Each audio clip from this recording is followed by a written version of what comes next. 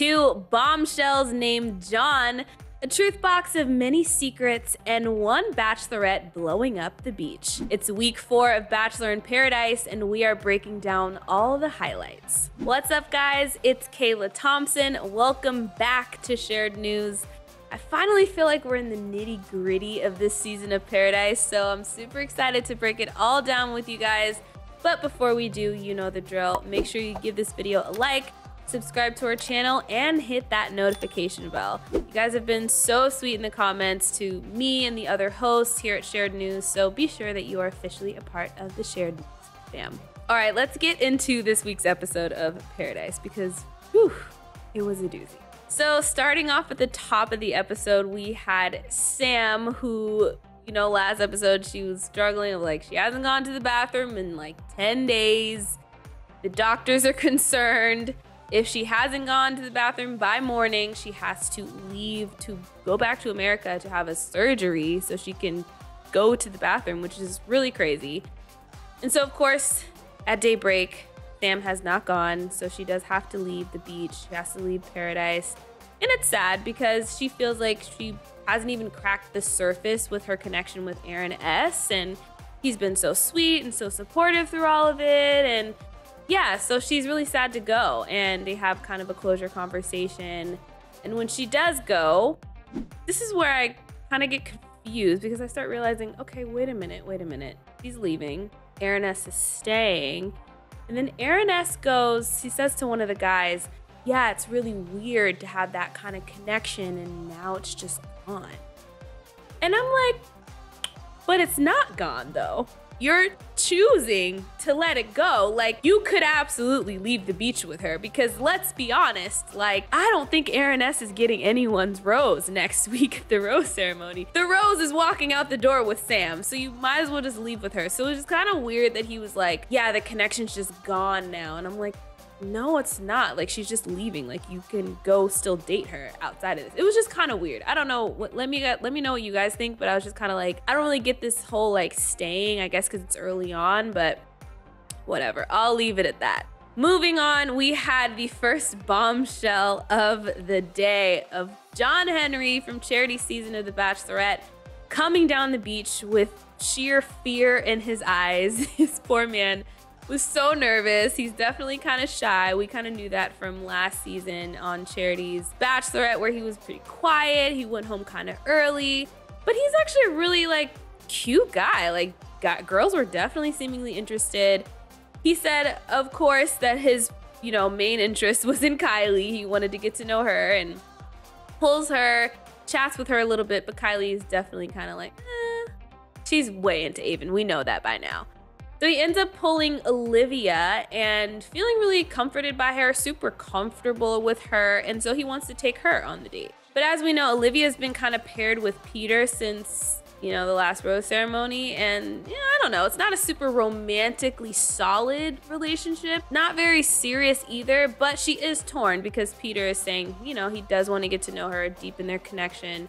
So hey, stay on the beach with me, I'd like you to do that, but also if you want to go explore new connection with John Henry, you know, obviously that's up to you. I don't want to hold you back from that. So she does decide to go on the date, and honestly, it was a really good date. They have a great time. It's a spa date with face masks and massages, and Olivia's actually being really cool. Like, she's definitely aware that he's a nervous guy. She's trying to break the ice and make him feel at ease and make him feel comfortable. And with that, they kind of seem to balance each other really well. Like, I feel like, you know, what we've seen with Olivia, she's definitely a little like, been a little loud, and I don't know. She hasn't been my cup of tea personally. It's been a little much, but I feel like John Henry kind of like settled her, and they were like actually really cute together, and they had like a really cute vibe, and she definitely brought out his personality. He was really fun, and they were just giggling and laughing the whole time. He put on his like whole diver's helmet mask with his welding job and started talking about that, so it was cool. It felt like friendship vibes to me, but immediately after I said that out loud, they started making out in the pool, so I was like, okay, never mind, I see the connection actually.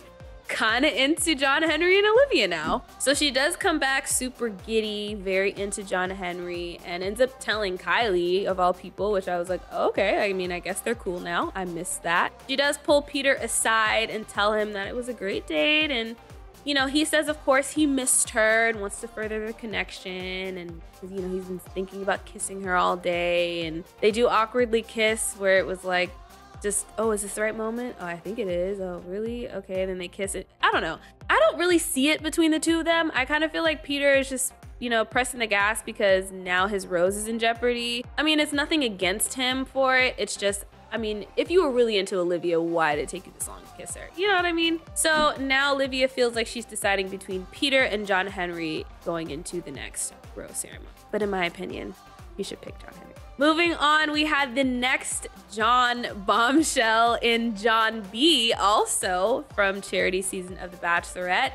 It was definitely an early fan favorite on that season, so I liked seeing him come down the beach. I think he's like such a great guy. He pretty much zeroes in right on Eliza and, you know, wants to take her out on the date, but she has been pretty solidly coupled up with Aaron B. And so Aaron quickly descends into mortal stress over John B pulling Eliza aside. Eliza does talk to Aaron and say, you know, hey, I do want to maybe explore another connection. She talks about her experience last season and making mistakes of not exploring a connection, or I was kind of confused, honestly, on what Eliza was trying to say, because I felt like she did explore that connection with Justin. It was just went about it in a kind of messy way. So I don't know. Someone explained to me in the comments like where you think Eliza was going with this. But at the end of the day, I did agree with her going on the date with John B. It hasn't been that long. It's only been one rose ceremony. Like, it's worth it to go explore. So she goes on the date. Aaron, of course, is super down. It's kind of annoying me, to be honest, because like I said, it hasn't been that long. I mean, I get it. You're super into her, but it was just a little like, it was a little dramatic. Like, she comes down, for instance, she comes down for her date, super dressed up, super cute, and Aaron S and Aaron B are on the beach chilling, so she walks by, and Aaron S says something to her of like, you look so gorgeous, hey beautiful, have a great night. And I'm just kind of like, honestly, like that should have been Aaron B. Like, just be a good spirit about it, be a good sport about it. Like, it's just a date, relax. But I just kind of felt like he just got super triggered, and it was just like, it was just a lot. I was just kind of like, if I was Eliza, I would have felt like, you're almost trying to make me feel bad. That would have been my first thought. So I was kind of bothered by Aaron B, but I do understand, you know, his history on Charity season and all of that. I get it, but I don't know. Let me know if it kind of bothered you too, because I was like, Aaron, just relax. But anyway, like I said, the date goes pretty well with John B. He's definitely super into her. They kiss, share some cute moments, they're dancing, but I can already tell by how this whole date was edited where this was going. You know, I don't really think it was gonna go anywhere. They barely showed any of the content of their date. So she does come back and tells Aaron B that, hey, actually, essentially, I missed you the whole time. I was kind of thinking about you. So, you know, it's all good. Don't freak out. Don't worry about it. They share another kiss, and essentially it seems like her rose is probably going to Aaron B, which I think does make sense. So poor John B. All right, moving on, we had Wells introduce this new little part of paradise called the Truth Box to inspire people to get a little more honest with each other, not leave the season with any regrets of saying something or not saying something that they really always wanted to say, or do something they didn't really do because they were a little nervous. So he introduces this Truth Box, and that actually inspires Sean before they even open the Truth Box to add anything to the Truth Box. But Sean decides, you know what? You're right. I'm gonna finally shoot my shot for real with Jess, or it's too late. Kind of think it's already too late.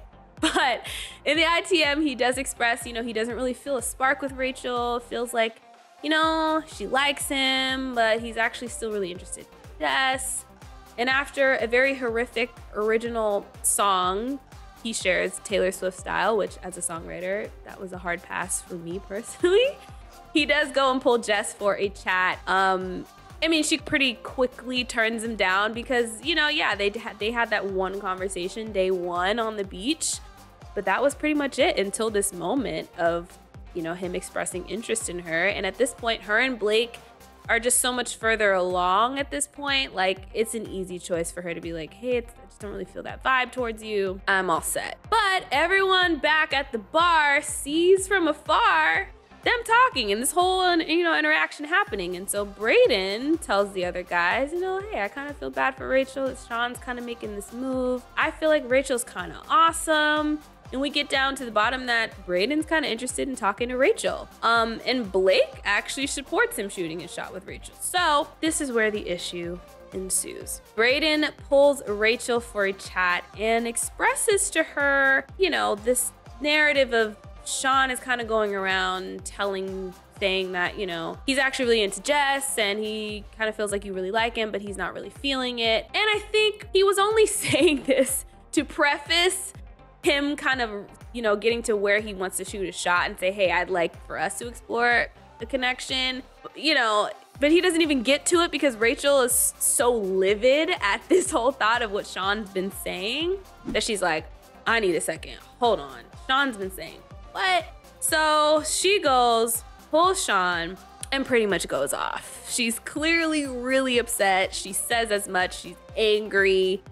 She's like, why are you going around saying this? Why is this being said? Sean kind of tries to backtrack and say, you know, I didn't really even want to keep talking to Jess anywhere. I actually wanted to come back and keep talking to you because Jess and I don't even really communicate that well, which is like, Sean, that's not even the point. That's not even true. That's not what happened. Jess rejected you and now you want to come back to Rachel, which was just, you guys don't like each other and it's fine. Like, we all see it. You two see it. You two feel it. So this is where it kind of was like, I don't really fault Brayden for like blowing up Sean's spot with Rachel. I just kind of felt like Brayden definitely said a little too much, got a little loose-lipped with it and tried to preface the whole thing with the information about Sean.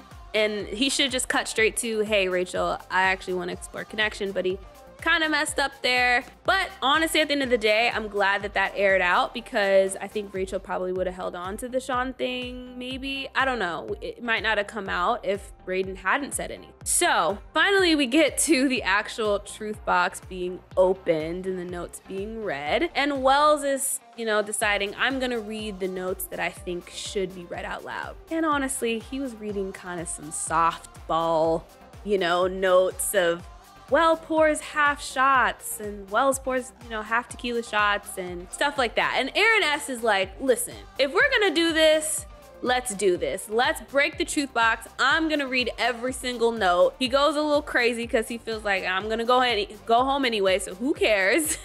And so he just starts reading off every note. You know, Brayden and Rachel should kiss. Kat played Brayden. Tanner should watch out for Kat. Most of them were definitely about Kat, so the question marks were like, who's writing these notes? Was it just all Brayden? I don't know what's going on.